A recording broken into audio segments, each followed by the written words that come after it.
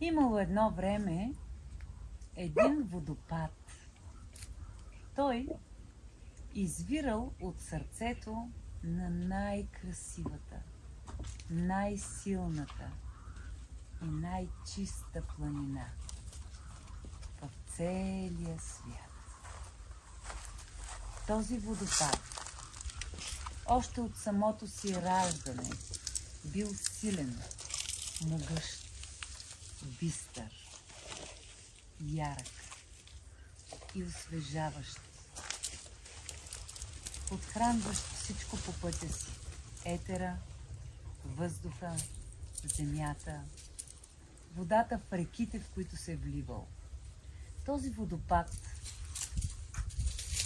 присъствал на планетата като физическа проява на онази безусловна божествена обич, която Вселената изпитвала към хората. И така водопада течал, откакто свят светува. И никога водата му не прекъсвала. И никога водата му не намалявала. Само край него картините се променяли. От време на време на водопой пристигали сини водни кончета. Те кръжали край него с прекрасните си големи светлосини или тъмносини крилца и изглеждали като капчици тъмна вода сред пръските на водопада. Когато се напиели и заминавали, водопада вече не бил същия. Той носил историята на всичко, което тези водни кончета били виждали по пътя. Всичко, което живяли. И така ден след ден край водопада минавали животни, слонове, бръмбари, пеперуди и всякакви живи същества. Докато един ден на водопада дошло младо момиче. Тя била красива, била крехка, била нежна и силна едновременно. И когато махнала единствената си дреха, за да влезе в водопада и да се изкъпе, самия водопад почувствал, че това е чест и за него. И тогава той за първи път, откакто съществувала Вселената, намалил бита, с който тече, за да я помилва по-нежно и да не нарани кожата й. Тогава тя влязла и докато се къпела, мислела за своя любим. Мислела за сватбата, която тази нощ щяла да й се случи.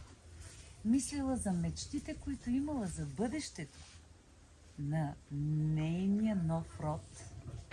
И докато мечтаяла за всичко това, водопада я обливал, той я миел. И тя, заредена с една много специална перлена енергия, стъпила в брака си. Още първата нощ нейният мъж усетил, че е готов да я дари със син. И го сторил.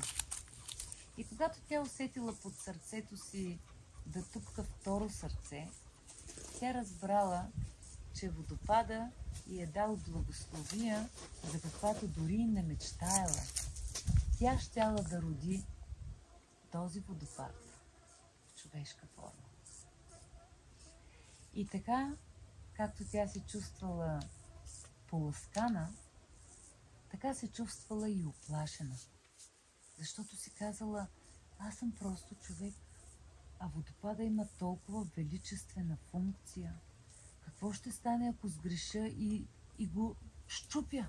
Какво ще стане, ако не съумея да му дам силата и свободата едновременно? И докато тя се тързаяла в тия мисли, времето минавало и детето в нея пораствало. Но ето, че се случило, че се наложило мъжа й да отиде на лов. Не просто лов, а лов, който го отклонил на 2 седмици път от селото, в което живеели. И така група силни мъже заминали и не се върнали много, много дълго време. На нея й се наложило не просто да прави всичко сама, а да се справя с упованието си в собствените си сили и в бъдещето. И това не било леко, но тя някак си се справила. Силата на водопада я крепяло, докато една нощ на вратата се подраскало и докато тя се усети в стаята и влетял вълк. Сив вълк, на който козината по краищата светила в перлено бяло. И казал: последвай ме. Тя се оплашила. Не посмяла. Казала: аз сама без мъжа ми не мога. И той казал: последвай ме сега, или тази сила, която ти нося, никога няма да бъде получена. Тя останала в миг раздвоена. Казала си: откъде да знам какво ще се случи не само с мен, а с детето ми, последвайки вълка. Но вътре в нея едно тънко гласче и нашепвало, че ако тя не последва вълка, никога няма да разбере какво е пропуснала.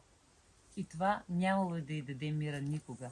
Защото си казала: най-вероятно това, което този вълк иска да ми даде, ще даде сила и на детето ми, ще допълни нещо. И така, след кратко колебание, тя се наметнала на метката и тръгнала в нощта. Първяла, докато не го загубила от поглед. Утринта дошла, от вълка нямало и следа, а тя била попаднала на място, което никога до сега не била виждала. И това я оплашило, разбира се. И тя започнала с самообвинението. Казала си: това беше пълно безразсъдство. Ако не можех да следвам темпото му, като съм бременна, защо въобще тръгнах? Това ли беше най-мъдрото, което може? И първото, което решила да направи, е да вика за помощ. Викала толкова дълго, че гласа й пресекнал, а помощ не идвала. Тя си казала: добре, с тая сила, с която аз крещях, можех да ходя. Да, ама на къде да отида? Тя нямала никаква ориентация. И в този момент видяла едно дърво насред слънчевото поле, приседнала под него, опряла гърба си в ствола му и помолила дървото да я научи как да бъде толкова свързана с земята, както е то. И тогава гръбначният стълб започнал да чувства едни много, много финни импулси, които преминавали като електрически стрелички нагоре-надолу по ствола на дървото. Когато тя ги проследила, влязла дълбоко в корените. Там, където земята спяла и още сънувала. И там, където земята спяла, момичето видяло лика на своята майка. И се зарадвало. И се отпуснало. И казало: мамо, аз съм тук на една поляна, загубена в нищото, нося свято дете в утробата си и не знам дали ще успея да се върна. Мъжа ми го няма. Последвах вълк, който не познавам. И не знам какво да правя. Първото, което майка й казала, било: дъще, спомни си, че си обичам. Тогава през тялото й пробягал електрошок. Тя усетила такава сила да влиза през опашката й, нагоре по целия гръбнак, че косата й се изправила от тази енергия. И тя си казала: всъщност, това наистина зависи от мен. Да си спомня, че съм обичана. И тогава останала подпряна на дървото и започнала да изпраща надолу към корените му и оттам към спящата майка земя своята благодарност за помощта й. Казала си, всъщност, аз съм на не повече от няколко часа път от дома. И това не е толкова страшно. И започнала в състоянието на свързаност с земята да общува с самата нея. И казала, майко земя, имам нужда от твоята сила. Помогни ми да намеря пътя. Пътя към мястото, където трябва да бъда. Това не било задължително мястото, откъдето тя е тръгнала. Нито било мястото, на където вълка искал да я заведе. Нито било мястото, където живеят нейните роднини. Това било мястото, където трябва да бъде. И тогава цялото напрежение от евентуалната грешка паднало. Вече нямало напрежение от евентуална грешка, защото нямало такава. Тя пуснала краката си и те тръгнали сами. Вървяла естествено, докато съвсем скоро не стигнала до една река, чиято вода течала бяла, като разредена кърма, сякащо някоя жена току-що е изсипала млякото си във водата и то се е смесило и като хомеопатия е направила цялата вода мляко. Тогава тя се навела и пила. И усетила как тази вода пълни директно гърдите и с млякото. Катара, ела, моето момиче, ела. Ела, ето тук седи. Виж на камъка е по-студена. Виж на камъка. Цялата й гръд се изпълнила с тая сила на водата и млякото едновременно. И когато се напила, тя тръгнала отново на усещане по течението на реката, но по посока нагоре, срещу течението. Ума й нямал никакво логично обяснение. Никога тя не била срещала тази река, но знаела, че това, което й трябва, ще го срещне нагоре. Движила се, много ли малко ли, никой не знае, но още преди да падне залеза, тя се озовала отново пред този водопад. Този път обаче тя била абсолютно друга. Тя не била младото, смело и изпълнено с живот момиче. Тя била младата, плаха, смирена жена, знаеща, че носи отговорност не само за себе си, а за плода, който нейният любим и е поверил. И тогава, застанала пред водопада, си дала сметка, Господи, какво е това доверие? Моя любим да постави едно семенце в мен и да вярва, че аз ще се храня добре, ще почивам добре, ще мисля добре, ще работя добре. Така че неговото най-свято да стане това, в което аз го превърна. Когато осъзнала това, тя се навела над водата, докоснала с чело потока и помолила водата да изпрати с нейната благодарност там, където е мъжът и сега. Където и да е той с водата да почувства уважението, което тя изпитва към неговата смелост и доверие. Миг след това мъжът й усетил. Усетил импулса.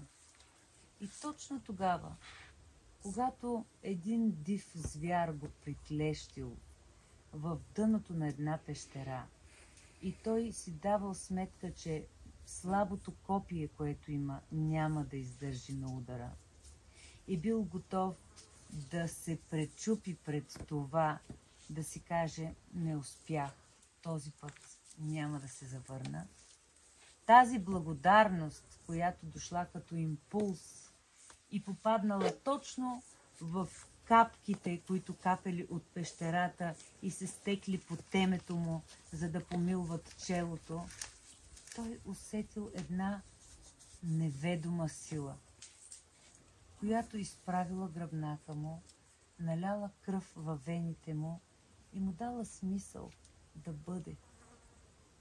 Тогава той разбрал, че ако неговата съпруга се беше отказала толкова лесно от живота, този живот щеше да спре. Сега и завинаги. Ако неговата жена беше приела смъртта толкова смирено, както той се канеше да го направи, всичко на този свят щеше да свърши. Тогава му дошла идея, която преди това никога не му била хрумнала. Той приклекнал и преминал между краката на чудовището. Така че излязал и избягал. Избягал не защото е страхлив, а защото за първи път избрал живота пред честта си. Защото досега него го учили, че е по-важно да умреш чест, отколкото да живее чрез бягство. Но този път той си дал сметка, че имайки за какво да живее, всеки начин е правилен. Това довело толкова много, поредица от толкова много емоции и осъзнавания едновременно, че докато той достигне до вкъщи, вече не бил същия човек. Той вече знаел, че нищо наречено чест, което отнема скъпоценността му да живее близко до своята любима и син, не си струва парите. Нищо наречено чест за самата чест. Тогава той влетял в къщата щастлив да прегърне жена си и открил, че нея няма. Вратата заела притворена и той разбрал, че има нещо, което му е обягнало, докато е гонил чудовищата, с които да се хвали в зимните вечери между приятели. И тогава той тръгнал. Тръгнал, но не знаел на къде. Знаел, че е на живот и смърт да я срещне, но и знаел, че няма кого да попита, защото в селото не била останала жива душа. Тогава на него също му се наложило да се довери на своята интуиция. Нещо, което той правил за първи път. За първи път той е останал в състояние, в което нямал за какво да се хване. Нямал мисъл, нямал уговорка. Имал само себе си и любовта, която го бутала да спаси смисъла на своя живот. И той тръгнал. Отначало плахо, после все по-смело, докато не хукнал и малко преди залеза пристигнал на водопада с онази вода, дето течала буйна и чиста, и свежа, и светла, изкряща, като мляко, дадено от майка на току-що роденото дете. Жена му била коленичила до водата и пиела, директно с усни. Дори ръка не използва. Била толкова щастлива, че милвала с лице водата, говорила и нещо. Корема й бил нежно и спокойно подпрян на земята пред нея. Когато той е видял, спрял на място, защото имал нужда да я погледа, да я попие, да я почувства. Имал нужда да я види наистина, да я види такава, свободна, отвъд структурите, на които и двамата били продължение.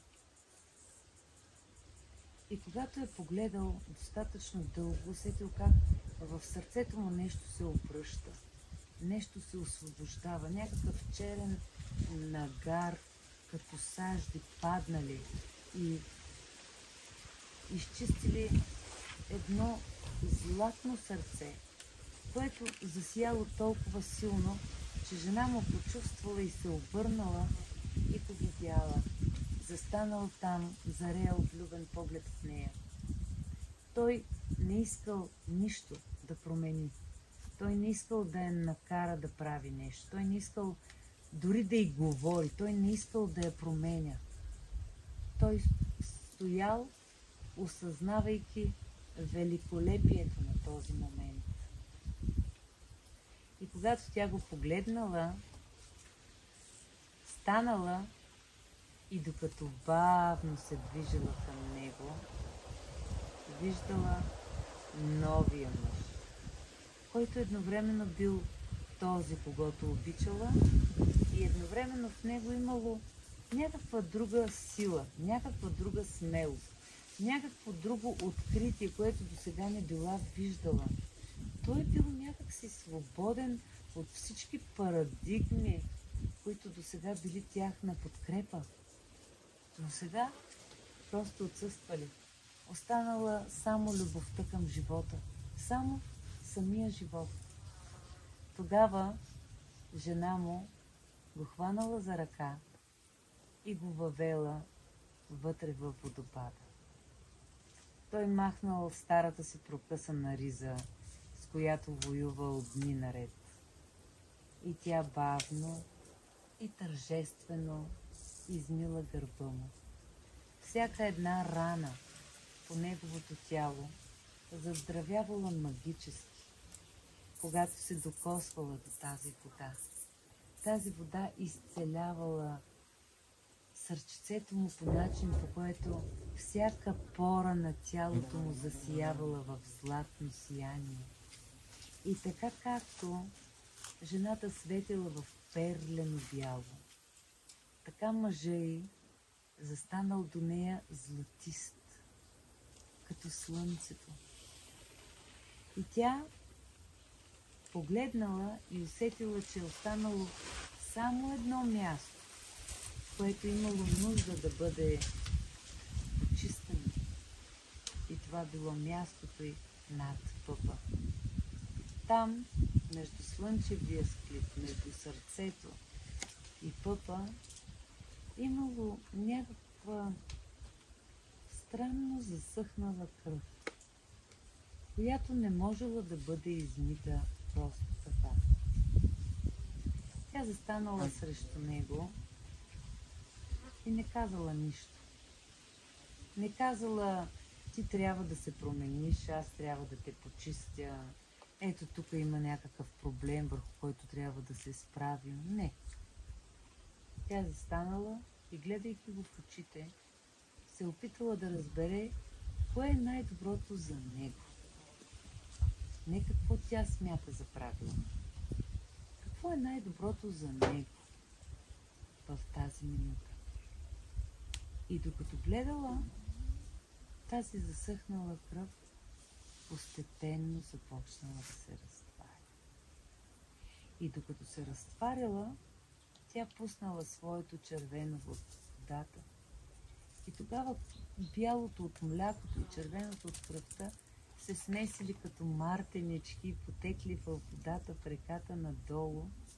И навсякъде, където тази вода достигала бреговете, избуявали свежи цветя.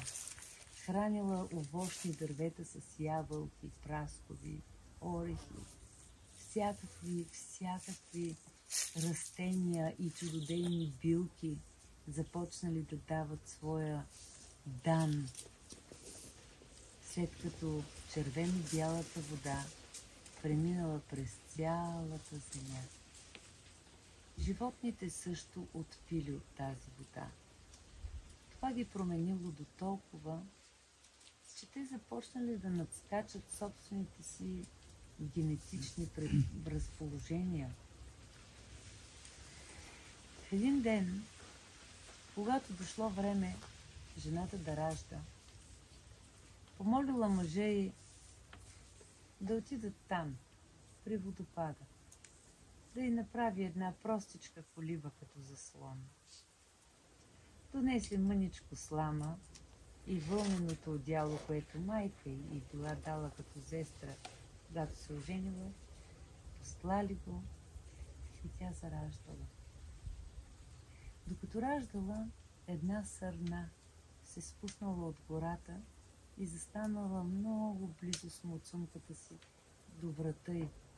И всеки път, когато контракцията е стягала, сърната поставила влажната си муцуна близко до сънната артерия на жената. Това й давало много необяснимо спокойствие и мир. Тя била изцяло подкрепена от тази сърна. И когато дошло време детето да се ражда, дошъл същия бял вълк. Погледнал жената и казал: готова ли си? И тя казала: истина е, че ме доведе до тук, но не искай сега да тръгнем с теб. Той се засмял и казал: не съм дошъл за теб, дойдох за детето ти.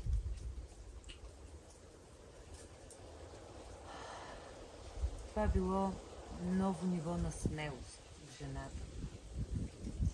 Защото докато детето било вътре в нея, тя все пак носила някаква грижа за него, най-малко чрез околоплодните си води.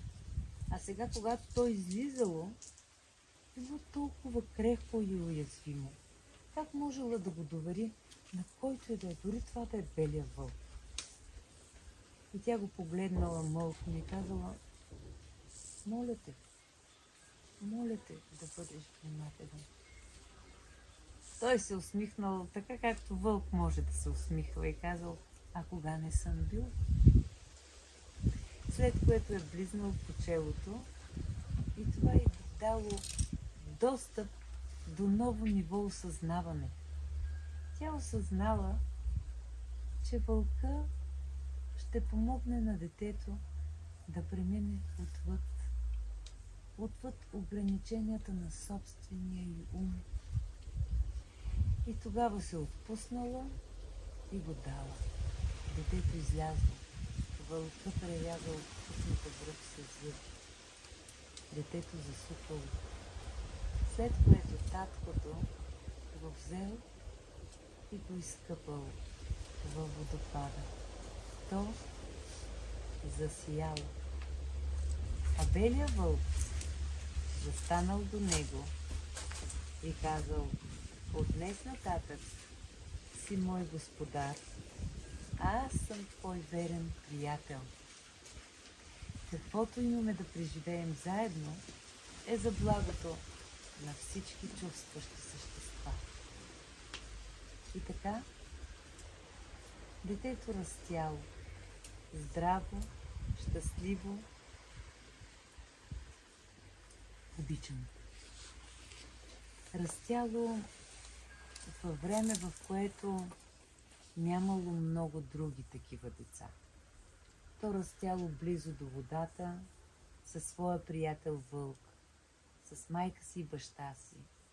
Но колкото повече пораствало, толкова повече вътре в себе си едно гласче питало: ами сега, аз завинаги ли ще остана сам в това място? Аз. И той тогава осъзнал, че има нужда да сподели любовта си, да сподели силата си, да сподели красотата на този момент с някого отвъд неговото семейство. Тогава дошла онази сърна, онази същата, която стояла до сънната артерия на майка му, когато се раждал. И му го побутнала с муцунка. Казала: хайде, след мене. И той тръгнал. Вървели много ли, малко ли, но се озвали пред една колиба. Онази колиба, която някога майка му била изоставила, за да последва сивия вълк. И в тази колиба светел огън, светел светлина, която отразявала нещо, което той никога не бил виждал. Група хора танцували вътре. танцували.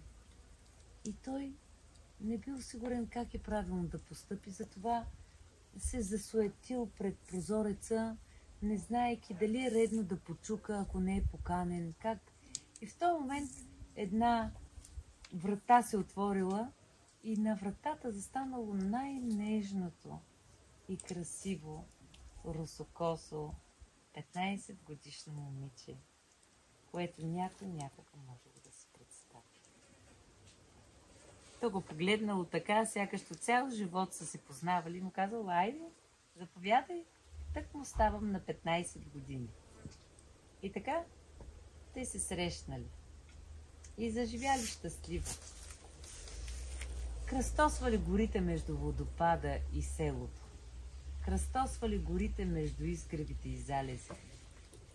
До деня, в който тя била достатъчно смела да каже на своята майка, че иска да се премести и да живее близко до водопада, в собствена къща, построена от нейния бял, мъдър, любим. И с това този род поставил ново начало. И в това ново начало живота бълбукал като водопада на безусловната любов. И светлината, която строяла от очите на децата им, била достатъчна, за да нахрани гората с толкова много любов, че тя да се превърне в добрина, в естествен вътрешен мир на обитателите.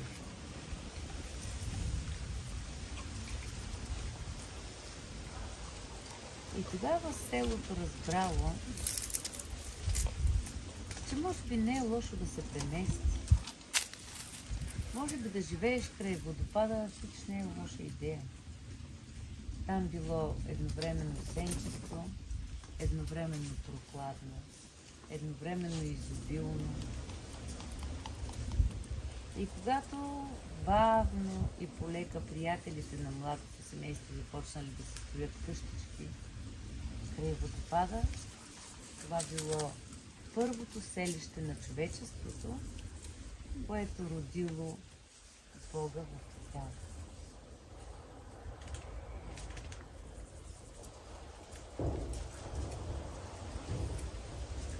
А сега можете да поемете дълбоко дъх.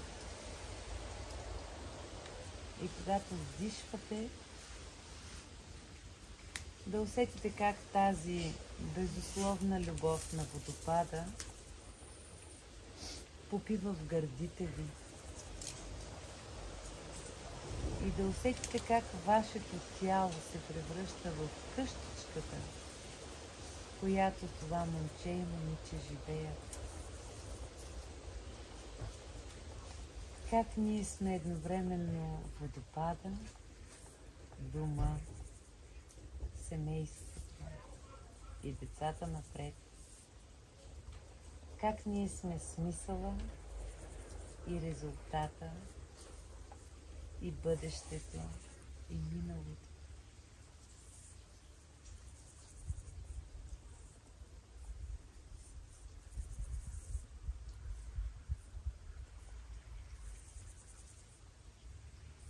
Можете да поканите пред вътрешния си взор онова небесно момче или момиче. Жените призовават небесното момче, а мъжете призовават небесното момиче, което представлява душата им.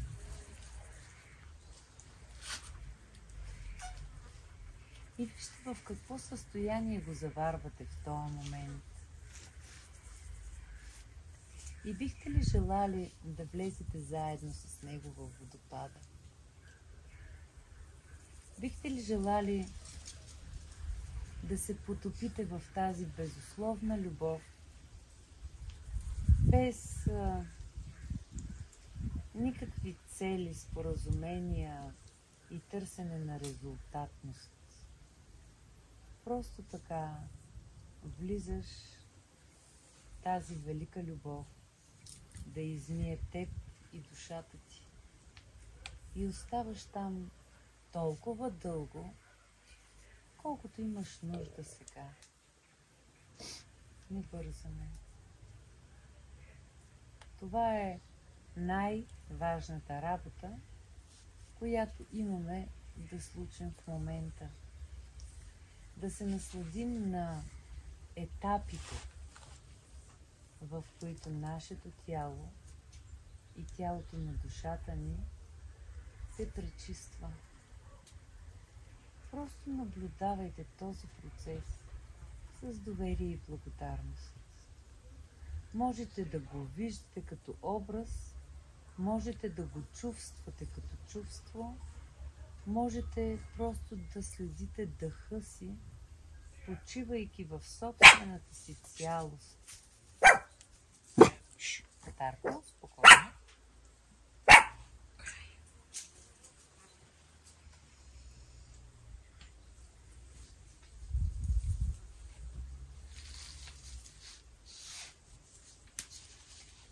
Дори внезапните звуци могат да ни изстрелят отвъд ума.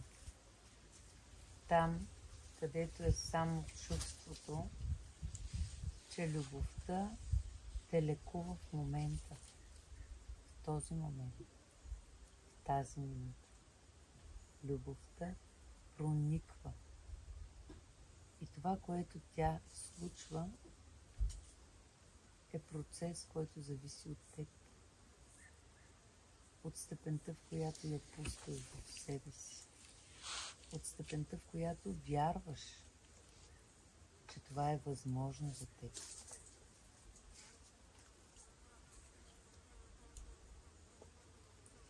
И ако сме по-смели, може през нашите гени тази любов да потече напред и назад. По руда, като основата на едно слънце и всичките му генетични лъчи да получат от светлината на този момент.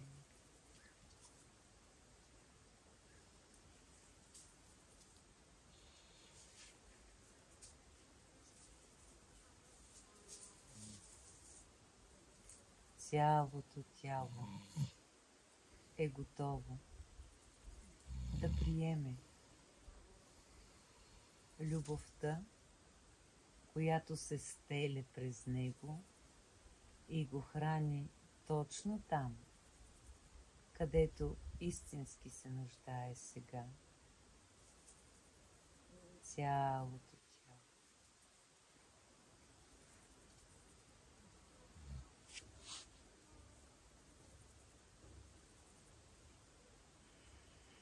И ако някъде чувстваме още да бъде стегнато и да не можем да позволим да протече с един единствен свой дъх, можем да освободим това място, този възел на своето вярване.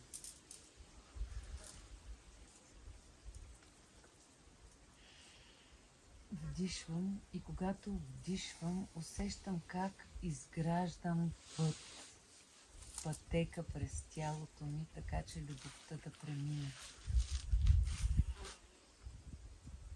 Когато издишвам, изпращам към земята, през краката, през всички точки, които докосват земята сега, изпращам остатъка от тази любов с благодарност на моята майка. Вдишвам и изпращам любов. Усетете как нашата майка реагира. Тя дори не се е надявала на това.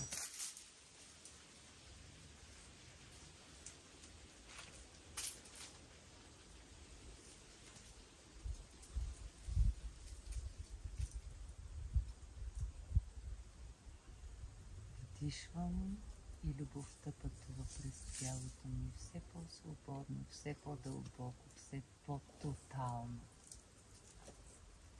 И всичко, което издишвам, се превръща в дар към моята майка.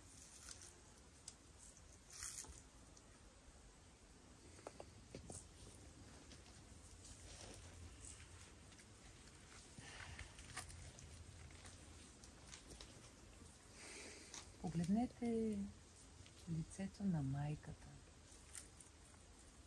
отвътре в земята сега. Онази майка, която ви казва, ти можеш, бъди, преживей го, стани. Вижте тази любов, която протича през вас и с всеки дъх ви изпълва все повече.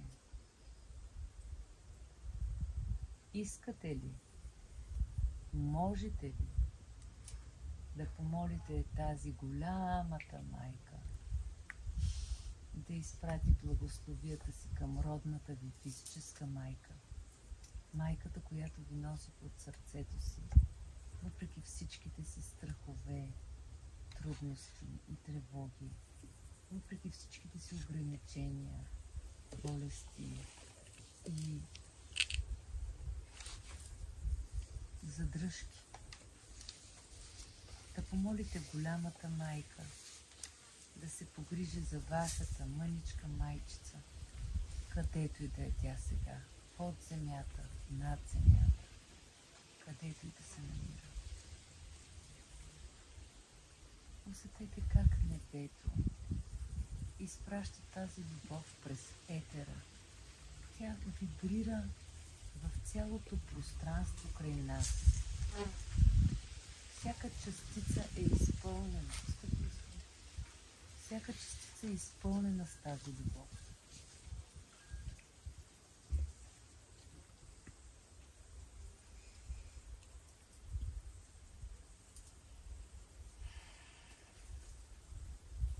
И когато вдишвам, цялото ми тяло е пълно. Когато издишвам, достига до татко ми. Вдишвам от небето, издишвам към баща си. Вдишвам от баща си и издишвам към небето.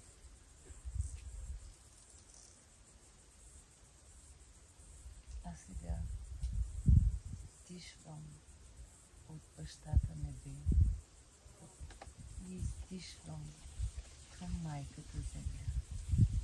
Аз се превръщам в флейта, на която любовта свири. Флейта, чийто дъх е любов.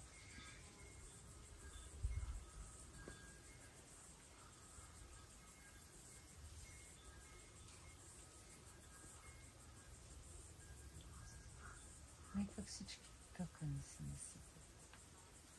Нека всички клетки се насипят.